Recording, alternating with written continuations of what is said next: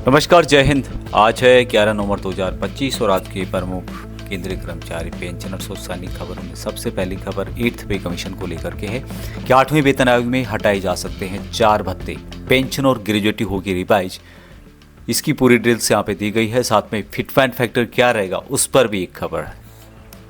अब जैसा कि हम सब जानते हैं कि 1 करोड़ से ज़्यादा केंद्रीय कर्मचारी और पेंशनर्स हैं, तो यहाँ पर कौन कौन से हटाए जा सकते हैं भत्ते 8वें वेतन आयोग के मौजूदा हालात को देखते हुए यहाँ पर जो भत्ते हैं उनमें कटौती की जा सकती है। 1 करोड़ से ज़्यादा कर्मचारी और पेंशनर्स जो कि सेंट्रल गवर्नमेंट के हैं वह 8वें वेतन आयोग की हर खबर पर नज़र बनाए हुए हैं और यहाँ पर जो बताया गया है कि कुछ जो भत्ते हैं उनको कम किया जा सकता है, उनको मर्ज भी किया जा सकता है और कुछ को ख़त्म भी किया जा सकता है, जिसमें कि जो मौजूदा बोनस स्कीम है उसके तहत अलाउंसेज हैं उन भत्तों की यहाँ पे समीक्षा की जाएगी।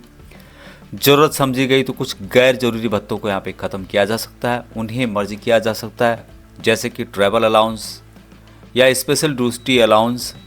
कुछ क्षेत्रीय भत्ते होते हैं उनको भी यहाँ पर पुरानी विभागीय भत्ते भी शामिल हैं, उसमें उनको ख़त्म किया जा सकता है या फिर मर्ज किया जा सकता है। दूसरे यहाँ पर पेंशन और ग्रेजुएटी की समीक्षा की जाएगी। पेंशन और ग्रेजुएटी की समीक्षा भी 8वें वेतन आयोग के एजेंडे में महत्वपूर्ण हिस्सा है। नेशनल पेंशन सिस्टम यानी एनपीएस में आने वाले कर्मचारियों के लिए डेथ कम रिटायरमेंट ग्रेजुएटी जो होती है उसकी समीक्षा की जाएगी। इसके तहत देखा जाएगा कि एनपीएस के तहत आने वाले कर्मचारी को रिटायरमेंट या मौत के बाद मिलने वाली ग्रेजुएटी कितनी उचित है और उसके साथ ही एनपीएस से बाहर पुराने पेंशन सिस्टम वाले कर्मचारियों के पेंशन और ग्रेजुएटी नियमों को भी यहाँ पर उन पर भी सिफारिशें की जाएगी। अभी फिट एंड फैक्टर की बात की जाए तो अलग अलग न्यूज़पेपर हैं उनके माध्यम से अलग अलग खबरें दी जाती हैं। 1.8 से लेके 2.86 के बीच में फिट एंड फैक्टर बताया जा रहा है। अभी यहाँ पर आप देख रहे होंगे 8वां वेतन आयोग तमिलनाडु के पूर्व मुख्य सचिव का कहना है कि फिट एंड फैक्टर 2.5 से 3 के बीच में हो सकता है। हालांकि इतना तो काफ़ी मुश्किल है। यहाँ पर अपनी अपनी राय फिलहाल सभी की तरफ से दी जा रही है। अभी पे कमीशन जो हुए थे अभी तक कितनी बढ़ोतरी उनमें हुई है हर पे कमीशन में उसकी डिटेल्स यहाँ पे बताई गई है। जो दूसरा पे कमीशन हुआ था जिसमें कि 14.2% की बढ़ोतरी हुई थी, थर्ड पे कमीशन में 20.6% की बढ़ोतरी हुई थी, चौथे वेतन आयोग के अंतर्गत 27.6 की बढ़ोतरी यहाँ पर पेमेंट में हुई थी, पाँचवें वेतन आयोग के अंतर्गत 31.0 की बढ़ोतरी हुई थी, छठवें वेतन आयोग के अंतर्गत सबसे ज़्यादा 54% की यहाँ पर सैलरी में बढ़ोतरी हुई थी और सातवें वेतन आयोग के अंतर्गत मात्र 14.3% की बढ़ोतरी हुई थी। दूसरी खबर सीआरपीएफ जवानों से लेकर के है। सीआरपीएफ ने शहीद कर्मियों की सहायता राशि में बढ़ोतरी, परिवार को मिलेगा अब 35 लाख रुपए का लाभ।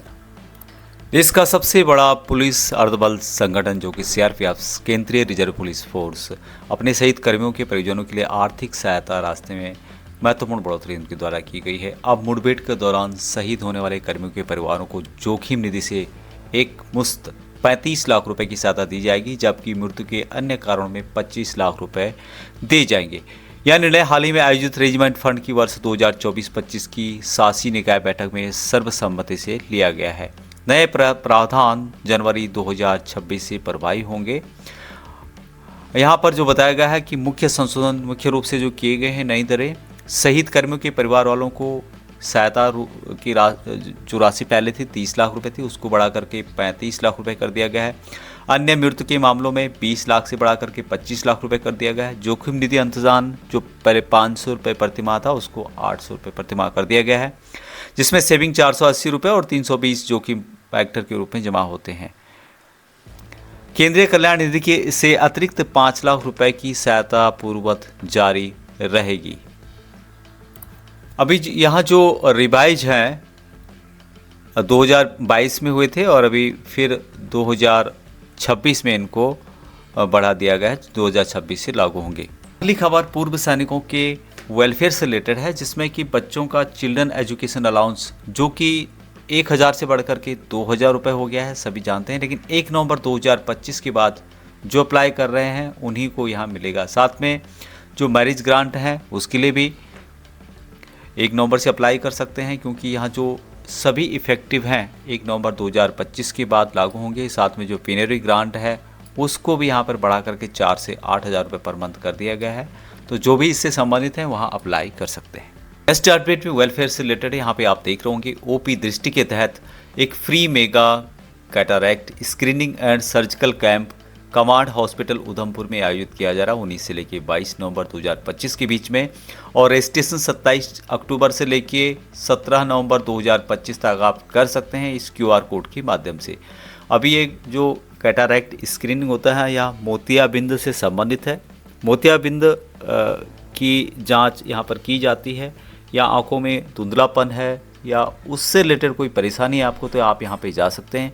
Command hospital Udhampur will be organised mega contact screening surgical camp by expert surgeon from army hospital research and referral के द्वारा, यानी कि RR हॉस्पिटल के द्वारा यहाँ पर आयोजित किया जा रहा है। यहाँ पर एक्सपर्ट आएंगे और एक्सिसमैन, उनके डिपेंडेंट और सिविल पॉपुलेशन को ये वेलफेयर दिया जाएगा। संबंधित जो क्वारीज हैं उन पर भी आप बात करके ज़्यादा जानकारी पूछ सकते हैं। अगला अपडेट पूर्व सैनिकों के वेलफेयर से रिलेटेड है, और पूर्व सैनिकों की रैली 25 नवंबर 2025 को यूपी, उत्तर प्रदेश, मध्य प्रदेश, सबेरिया, प्रयागराज के द्वारा आयोजित किया जा रहा है। यहाँ पर स्पर्श संबंधी समस्याओं का समाधान किया जाएगा, चिकित्सा शिविर लगाया जाएगा, ECHS सहायता केंद्र होगा, उसके अलावा बैंकिंग समस्या समाधान होगा, CSD सहायता केंद्र होगा, पीर नारी सम्मान होगा, कानूनी सलाहकार भी यहाँ पे होंगे और आधार सेवा केंद्र होगा। यहाँ पर जो स्थान है military hospital ground new cantt Prayagraj के अंतर्गत 21 नवंबर 2025 को सुबह 10 बजे से यहाँ पर कार्रवाई शुरू हो जाएगी। पूर्व सैनिकों से अनुरोध है कि अपनी उस उपस्थिति यहाँ पर दर्ज कराएं। साथ में जो डिपेंडेंट है, पेंशनधारी है, फैमिली पेंशनर्स है, वहाँ भी सब यहाँ पर जा सकते हैं। अपडेट भी एक आउटरीच प्रोग्राम का आयोजन किया जा रहा है, और यहाँ पर headquarter K&K सबेरिया, Cuban road, Bengaluru 560007, और यहाँ पर इस बस आउटरीच प्रोग्राम का आयोजन किया जा रहा है। साथ में DLC कैंपेन का भी आयोजन किया जा रहा है। यहाँ पर जो भी ग्रीवेंसेज हैं पूर्व सैनिकों की, फैमिली पेंशनर्स की, वो यहाँ पर जा सकते हैं। नवंबर 12, 2025 से लेकर 13 नवंबर 2025 को बेंगलुरु में multipurpose hall PC day Bengaluru 10 बजे सुबह से लेकर 5 बजे तक आप यहाँ पर अपनी जो समस्याएं उसका समाधान कर सकते हैं। स्पर्श pensioners, family pensioners and digital life certificate यहाँ पर जमा कर सकते हैं। साथ में ग्रीवेंसेज हैं उनको भी यहाँ पर क्लियर कर सकते हैं, क्योंकि यहाँ पर PCD की टीम आएगी। नेक्स्ट अपडेट पूर्व सैनिकों के बच्चों से रिलेटेड है कि AISSEE की ऑल इंडिया सैनिक स्कूल एंट्रेंस एग्जाम 11 नवंबर आवेदन की आखिरी तारीख है। तो जो भी 6वीं या 7वीं के लिए एंट्रेंस एग्ज़ाम के लिए यहाँ पर अप्लाई कर रहे हैं, उनको ध्यान देना होगा कि आज लास्ट डेट है। 11:50 तक आप अपना पंजीकरण करा सकते हैं।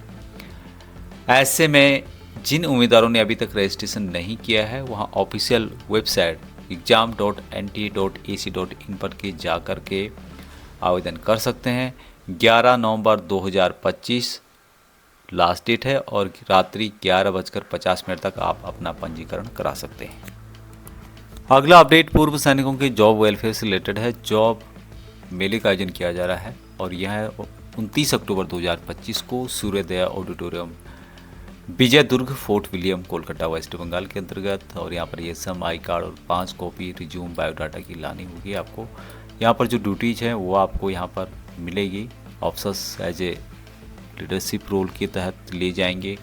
GCOR में PSO supervisor, guard, driver, machinery operator, chief steward, paramedical staff, hospital administration से related, fitter, electrician, technician, aircraft machinist, engine operator, network and telecom engineer, surveyor and draughtsman, machinist, welder and artisan, automobile, aviation and weapon technician से related. इसके लिए आप registration कर सकते हैं www.esmhire.com के माध्यम से। बाकी आप कुछ क्वारीज पूछना चाहते हैं तो यहाँ पर कुछ नंबर्स हैं, आप पूछ सकते हैं।